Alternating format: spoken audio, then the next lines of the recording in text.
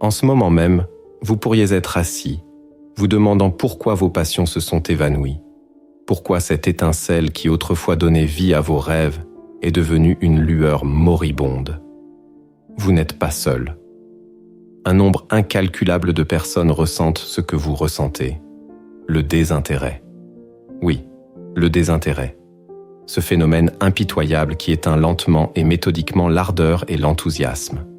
Ce mal silencieux mais destructeur a été profondément exploré par l'un des philosophes les plus provocateurs et influents de tous les temps, Friedrich Nietzsche.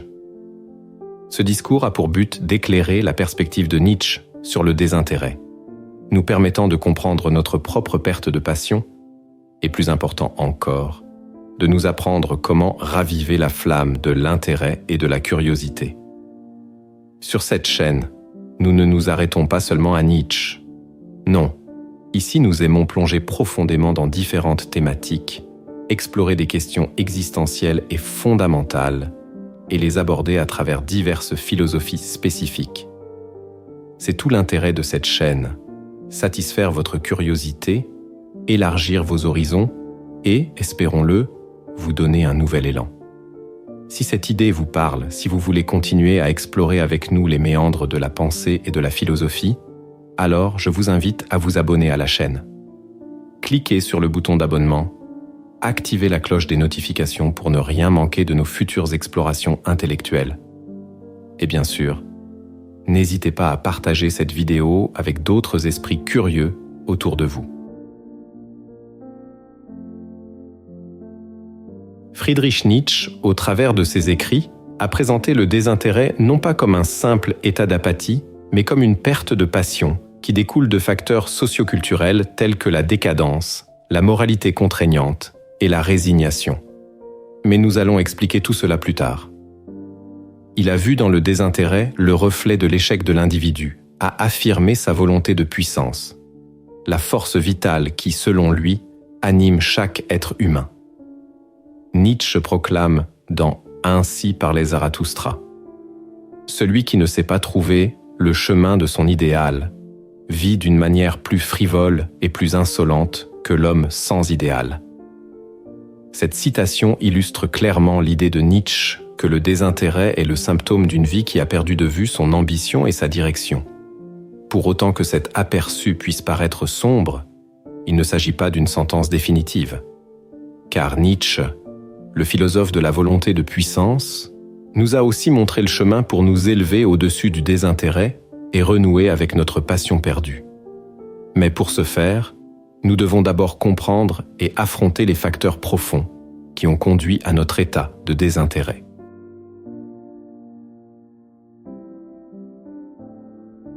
Le concept de décadence chez Nietzsche représente un certain déclin, un scientisme rampant, l'essence même de notre condition moderne.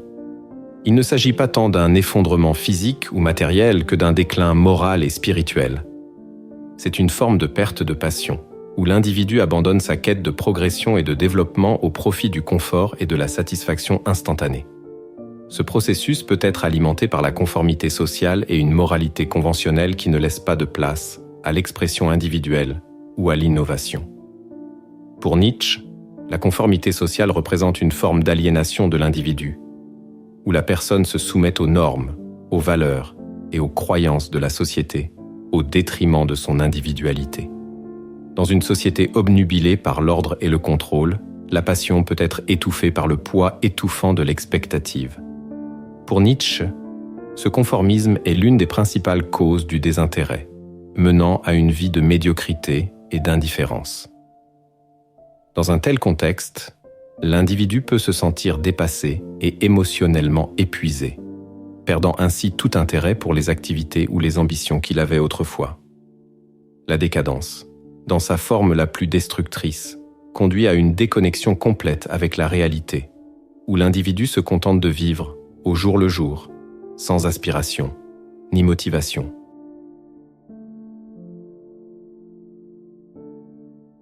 Pour Nietzsche, le rôle de la moralité dans la suppression de la passion est critique. Une moralité rigide et dogmatique peut être un frein puissant à la passion, érigeant des barrières artificielles à l'expression et à l'exploration de soi. La résignation, ou ce qu'il appelait souvent la volonté de nier la vie, est un état d'acceptation passive et de soumission face à la souffrance, à la médiocrité ou à la moralité conventionnelle. C'est un renoncement à l'affirmation de la vie et à la réalisation de son potentiel. La résignation n'est pas qu'une simple conséquence de cette moralité conventionnelle. C'est aussi un mécanisme de défense. Face à des attentes impossibles à satisfaire, l'individu peut choisir de se résigner, d'abandonner ses propres ambitions et passions pour suivre le chemin le plus facile.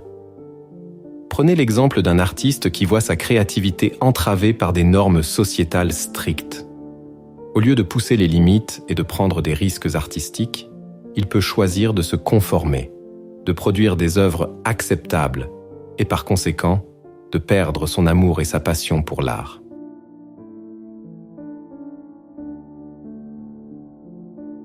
Nietzsche soutient que nous pouvons et devons nous affranchir de ces contraintes pour retrouver notre passion. En remettant en question la moralité conventionnelle et en refusant de se résigner à l'inaction, l'individu peut se réaffirmer et réveiller sa passion latente. Cet effort exige du courage, de la persévérance et une volonté inébranlable de surmonter les obstacles et les adversités. Le chemin vers le renouveau de la passion n'est pas facile, mais il est certainement possible pour quiconque est prêt à s'y engager. Regardez l'exemple du même artiste qui décide de briser les chaînes de la conformité et de la résignation. Il peut y avoir des critiques, des rejets et de nombreux défis à surmonter. Mais au bout du compte, l'artiste retrouve sa passion, créant des œuvres qui reflètent sa véritable identité et ses aspirations. Ainsi, nous sommes tous capables de renouer avec notre passion. Si nous avons le courage de prendre le chemin le moins fréquenté et de redéfinir nos propres limites.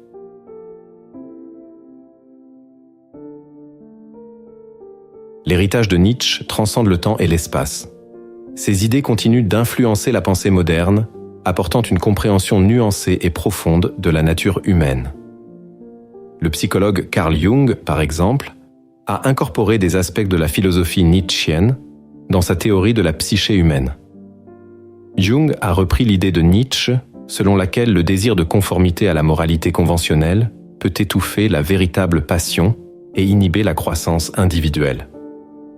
Les psychiatres modernes, tels que Rollo May, ont également trouvé du mérite dans l'insight de Nietzsche, mais a suggéré que le désintérêt est souvent enraciné dans l'incapacité à faire face à l'angoisse existentielle. Il a soutenu que pour combattre le désintérêt, nous devons nous affirmer et nous engager dans le monde avec passion. Nous avons embrassé la philosophie de Nietzsche, nous avons plongé dans les profondeurs de la passion humaine. Et nous sommes sortis avec une prise de conscience renouvelée du potentiel qui sommeille en chaque individu. Freud dirait que c'est le ça, Jung parlerait du soi, mais Nietzsche le décrirait simplement comme la volonté de puissance. Le désintérêt n'est pas une fatalité. C'est une cage dont la porte est ouverte. Et c'est à nous de trouver le courage de sortir. Alors mettons-nous au défi. Brisons les chaînes de la conformité.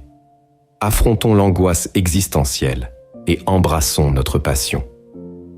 Comme le disait Nietzsche, il faut porter en soi un chaos pour pouvoir enfanter une étoile dansante.